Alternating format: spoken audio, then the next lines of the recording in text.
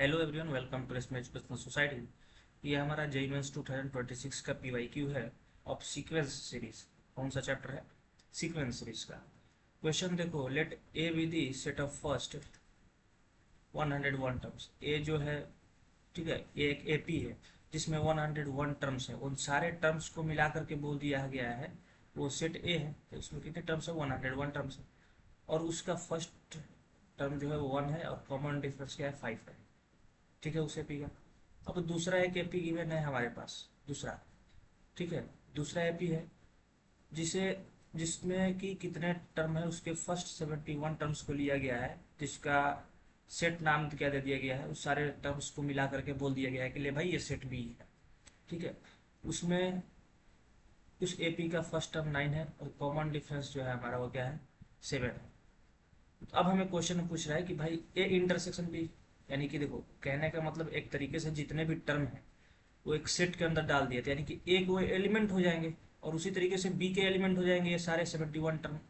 इनमें से अब कॉमन निकालना है वैसे टर्म को जो 3 से डिविजिबल हो।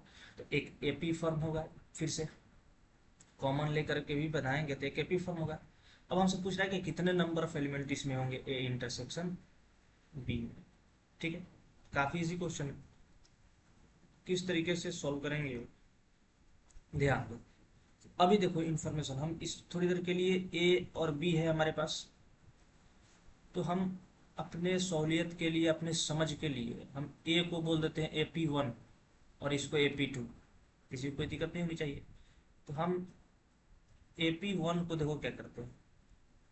AP1 में क्या क्या गिवन है हमारे पास? यह है कि भाई ले टोटल टर्म्स हम मान लेते थोड़ी देर के लिए कि 101 है।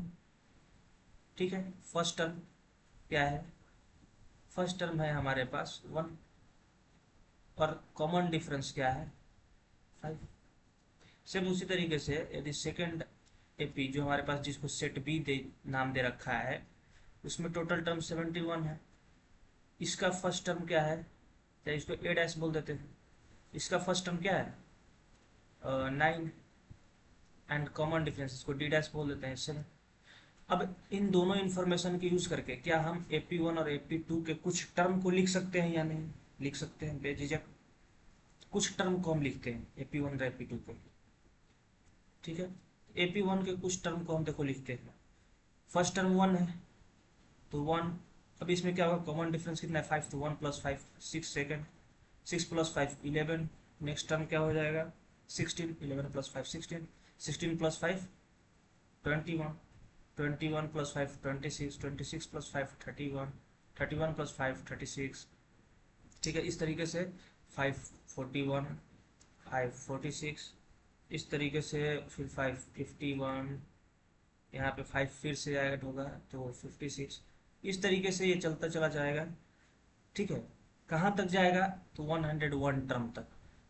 अब हमारा एक और फर्ज बनता है कि हम यहाँ जो लास्ट क्या होगा हमारे पास वो चीज़ फाइंड करेंगे। ये हम फाइंड कर लेंगे, क्यों भाई? क्योंकि ये हमारा ए एक्स एक बार टर्म हुआ। तो हम ए एक्स एक बार टर्म फाइंड कर सकते हैं। A plus n-1 that is 101 minus 1 into D. हमें सब पता है ए हमारे पास क्या है? 1 है, प्लस ये हो जाएगा 100 इंटू डी क्या है हमारे पास? 5। ये क्या हो जाएगा? 500, 500 प्लस 1 501। तो हम यहाँ से अपना पता कर लिए कि ये क्या होगा? 501। क्या हो जाएगा ये? 501। यानी कि ए 101 टर्म क्या हो जाएगा? 501। यानी कि यहाँ से चलते चलते यहाँ तक जाएगा ये सीरीज। सेम उसी तरीके से, सेम उसी तरीके से हम सेकंड एपी का कुछ टर्म लिखते हैं। सेकंड एपी का कुछ टर्म लिखते हैं। ठीक है,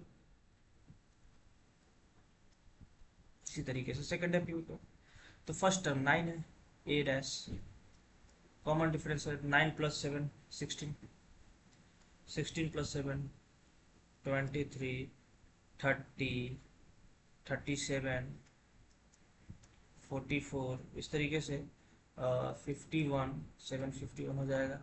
इस तरीके से आगे बढ़ता चला जाएगा। 51 प्लस 7 58।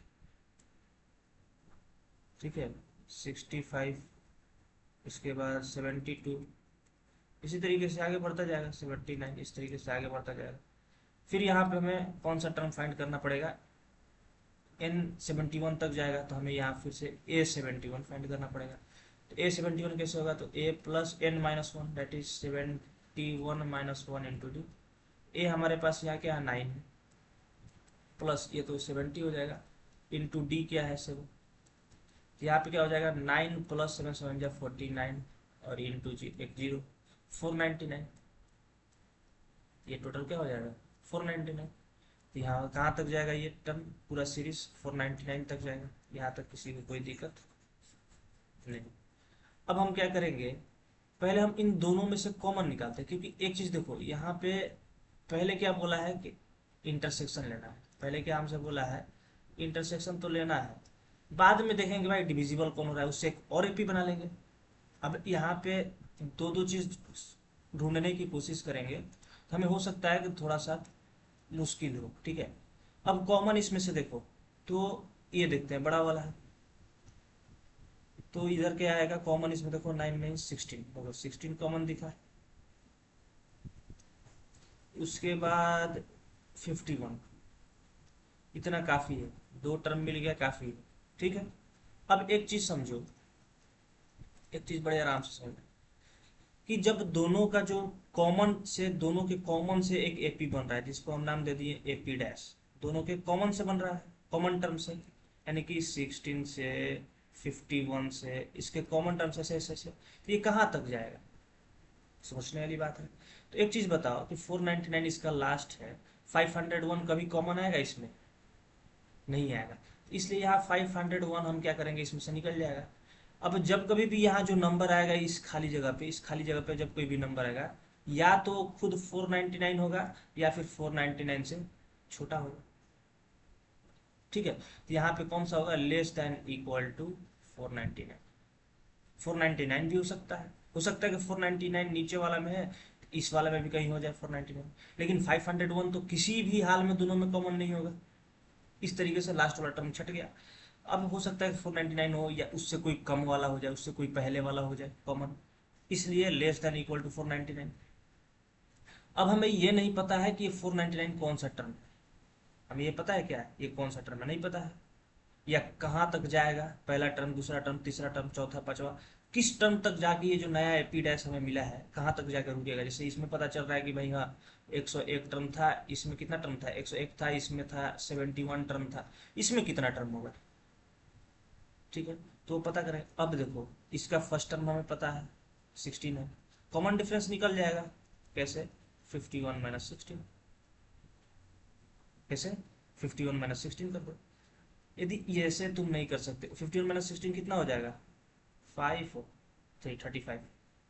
एक चीज और तुम्हें बताते हैं कॉमन डिफरेंस, यदि मान के चलो कि ये 51 तो हमें मिल गया, यदि नहीं मिलता तो कॉमन डिफरेंस कैसे करते, तो नहीं मिलता तो कॉमन डिफरेंस ऐसे करते, देखो इन्हीं दोनों से मिल करके, इन्हीं दोनों एपी से मिल करके ये नया वाला एपी बना है एपी डैश, और इन दोनों का कॉमन डिफरेंस देखो, एक का 5 है और एक का 7 है, तो जो नया होगा कॉमन डिफरेंस इसके लिए तो क्या हो जाएगा 5 into 7 D1 into D dash, D into D dash, that is 35, यही आया 35।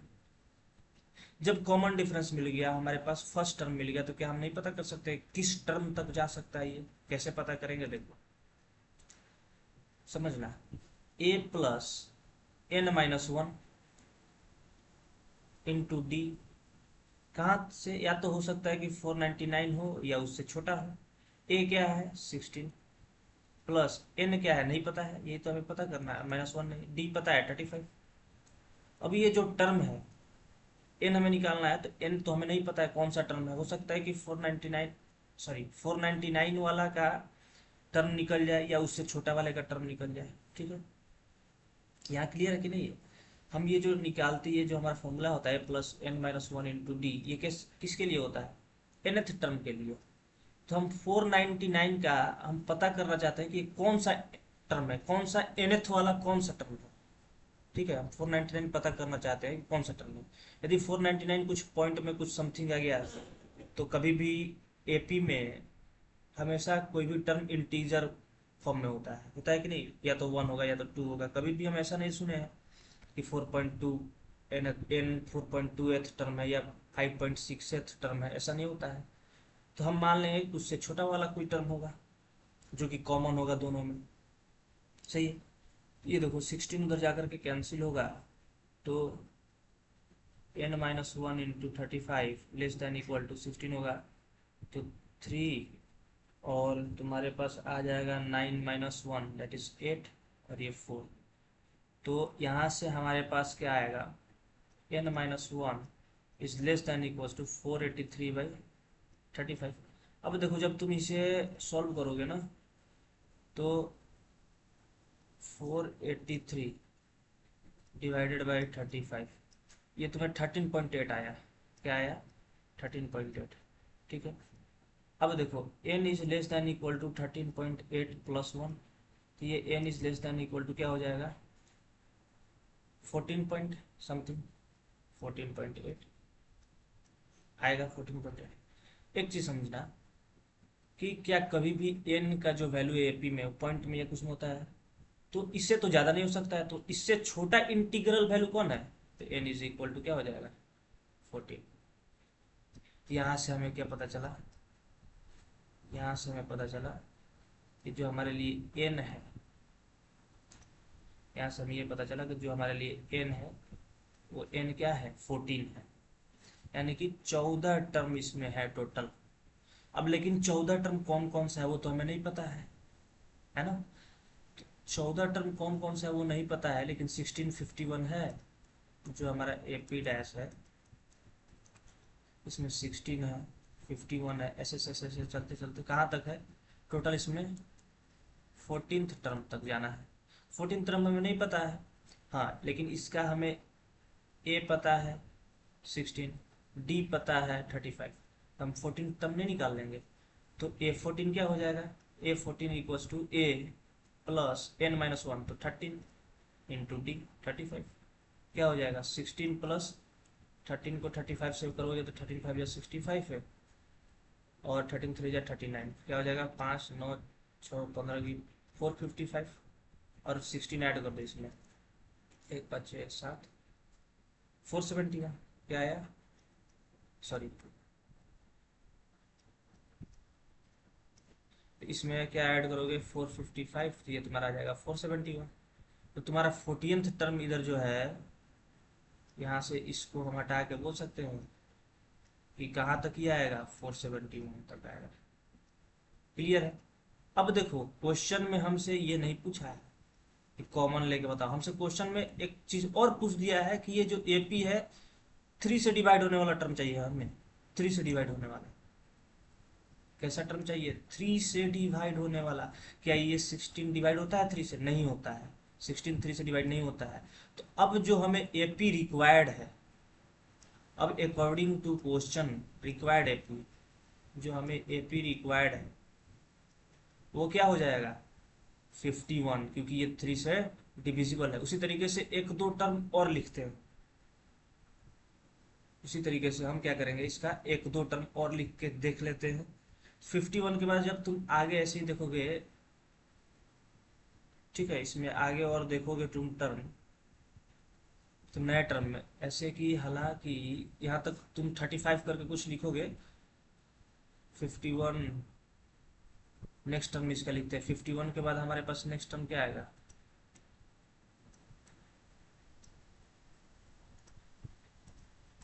एक सेकंड, इसको थोड़ा सा एक और टर्म के लिए हमें मेहनत करना पड़ेगा।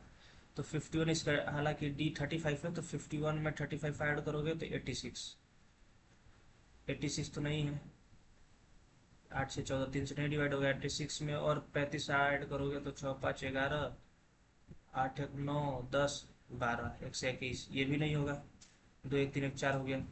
इसमें 35 ऐड करोगे तो 6 3 2 5, 156 ये हो जाएगा। ठीक है, ये हो गया, तुम्हारे पास दो टर्म मिल गया, एक ये और एक ये। ठीक है, दो टर्म मिल गया, तो अब हम इजीली फाइंड कर सकते हैं 51 और 156। इस तरीके से कहाँ तक जाएगा, लास्ट टर्म भी पता करना है। तो लास्ट टर्म देख लो, क्या ये डिवाइड हो रहा है या नहीं 3 से, तो 7 1 8 4 12, ले भाई ये भी डिवाइड हो गया। तो लास्ट टर्म कहाँ तक जाएगा 471। अब हम इजिली n नहीं पता कर सकते हैं क्योंकि हमें n कहाँ तक है 471। इसका डिफरेंस देखो क्या होगा, यहाँ कॉमन डिफरेंस निकालना पड़ेगा हमें। तो इसका कॉमन डिफरेंस जब तुम निकालोगे तो 156 माइनस 51 क्या हो जाएगा, 6 में से 1 गया 5 और 0, 105 कॉमन डिफरेंस। तो हम भाई nth टर्म निकालना है, nth टर्म कौन है हमारा 471, तो हम इजिली पता कर लेंगे कि टोटल कितने टर्म है। तो ए एन इक्वल्स टू क्या होता है, a plus n minus one into D. हमें nth टर्म क्या है हमारा 471, और इसका हमें नहीं पता है कि n का वैल्यू क्या है। a क्या है 51 plus n minus one into d. अब देखो इसमें माइनस कर दो, 471 में माइनस करो 51 is equal to n minus one into 105। ठीक है, जब माइनस करोगे तो ये जीरो हो जाएगा। हम इसको ऐसे करते हैं, n minus one into 105 equal to ये जीरो और सात में से 5 गया 2 और 420। तो n minus one is equal to 420 बटा 105। ये देखो मेरे ख्याल से लगता है कि 4 बार में जाएगा, इसको कैंसिल करो ये 4 टाइम्स में, सही है। तो n minus one equal to 4, तो n equal to 4 plus one, n is equal to 5। तो टोटल कितने टर्म है, 5, 1 2 और 3 4 और एक पांचवा ये। तो ये पांचवें स्थान पे आता है एनएच पे, तो इसका मतलब 5 टर्म होंगे क्योंकि पहला टर्म होगा, फिर दूसरा, फिर तीसरा, फिर चौथा, फिर पांचवा। इसका मतलब कि जो एपी हमसे पूछ रहा है क्वेश्चन में 3 से डिवाइड होने वाला, कैसा हमें एपी चाहिए था, डिविजिबल बाई 3। 3 से डिविजिबल, देखो इसमें सारे टर्म है। पहले हम क्या किए कि 2 एपी लिए जो हमें इंफॉर्मेशन दे रखा है, फिर उसमें से कॉमन लिए, क्योंकि कॉमन इसलिए लेना पड़ा हमें ना क्योंकि यहाँ पे दे रखा है कॉमन में से हमें डिविजिबल निकालना है। पहले तो कॉमन डिविजिबल बाई 3 किस में होना चाहिए, इसमें या इसमें नहीं, AP1 AP2 में नहीं कॉमन हमें पूछ रहा है। हमें पूछ रहा है कॉमन ए इंटरसेक्शन बी, यानी कि दोनों के कॉमन से जो एपी बनेगा उसमें 3 से डिविजिबल वाले का एपी अलग बनाना है। ठीक है, कितने टर्म होंगे, हालांकि ये नहीं पूछ रहा है कि एपी होगा क्या होगा। हमें अपने सहूलियत के हिसाब से समझना चाहिए कि इंटरसेक्शन दिया है तो भाई इंटरसेक्शन का एक अलग एपी बनेगा, क्योंकि एपी में से कॉमन लेके एपी बनाओ या उसमें ऐड करके एपी बनाओ वो हमेशा एपी ही बनेगा। तो यहाँ से ये चीज़ समझ में आनी चाहिए। तो इसमें टोटल कितने नंबर हो जाएंगे, कॉमन टर्म कितने हो जाएंगे, 5 हो जाएंगे। कितने हो जाएंगे, 5। टोटल नंबर ऑफ टर्म्स कितने हो जाएंगे, 5। तो इसके ऑप्शन हमारे क्या हो जाएंगे, ऑप्शन बी। समझ में आ गई। तो बाकी नेक्स्ट पार्ट में हम लोग क्या करेंगे, नेक्स्ट क्वेश्चन करेंगे। Okay, thank you, have a nice day.